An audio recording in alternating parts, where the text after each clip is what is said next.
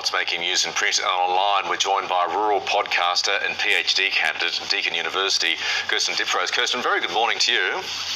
Good morning, Michael. And I'm glad we've got you on today. You have your ear very close to the ground when it comes to all rural and regional areas, issues including the wine industry. Let's start there. Lots of coverage of that momentous decision by China yesterday.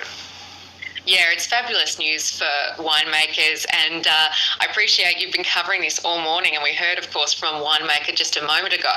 And I thought we should spare a thought for the bureaucrats as well in the trade industry, and I heard from a couple of them actually last night who were ecstatic about this news as well, because they've been working for years on brokering this agreement, and there's been huge movements in this space and that sort of thawing of the relationship with China and Australia. You know, the tariffs on barley were removed a while ago. And it's just really rock lobster, and there's a few meat works as well that, you know, we're still hoping for, and those bureaucrats are working pretty hard. So obviously it's the winemakers who are going to benefit from this decision of China officially abolishing those heavy tariffs. So we know the wine industry was, you know, the exports to China peaked in that 2019-2020 period at $1.1 billion, and then just dramatically dropped after that to a fraction of that in 2020. And look, that was when China accused the Australian winemakers of dumping wine in the Chinese market at cheaper prices, and those allegations were always rejected by winemakers and the Australian government. And really, both Labor and the Coalition said it was really a political retaliation after the Morrison government clashed repeatedly with Beijing. So yes, good news that finally the wine industry is getting a bit of a break. You know, the wine industry is struggling with low prices and a global oversupply, so this will certainly help. Look, the consumption of wine in China has dropped a little bit, so that is something to take into consideration. Will we see a return to those 2020 figures? Maybe not, but over the long term, this is going to be really exciting for winemakers. And even in China, there's reports of the Chinese being excited that the Australian wines are going to be really back on the market. Yeah, wonderful news for all of our winemakers, especially down this part of the world. This story really caught my eye in The Age, Kirsten, and I'm sure it did for you too, because it's not too far from where you are in southwest Victoria. But the Europe Justice Commission is hearing from a range of people as it continues its hearings into truth-telling in Victoria. What do we know about the evidence given by Susanna Henty? Yeah, that's right.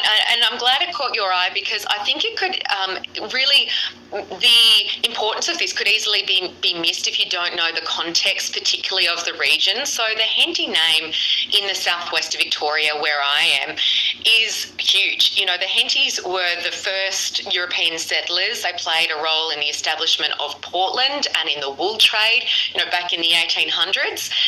And the name is everywhere. There's the Henty Highway, there's the Henty wine region, and you'll find monuments and statues to the Hentys across Portland and the Glenelg Shire.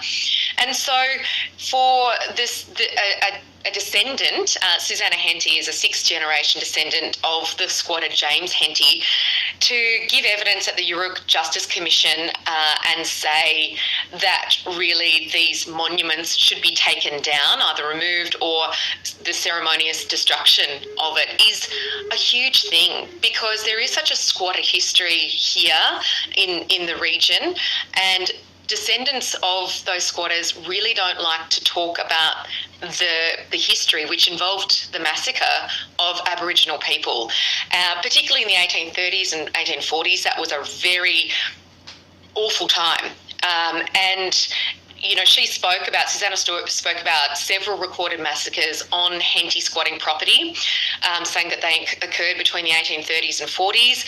Three Henty brothers arrived in Portland from 1834, and they began squatting on vast areas of country in 1836.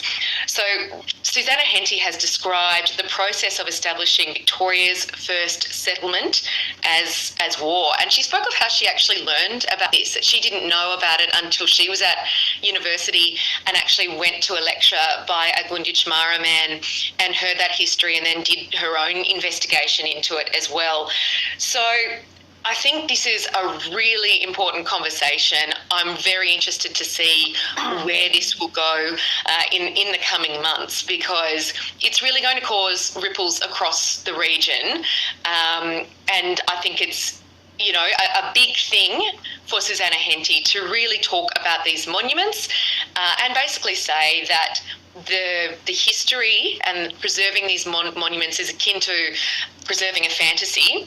And she said that the fate of these monuments should be placed in the hands of Indigenous people. Yeah, well said, Kirsten. It's an incredible story, and I urge everyone to go and read the story and read Susanna Henty's comments. Wonderful to see you. A very happy Easter, and we'll catch up in the coming weeks. Thank you so much. Happy Easter.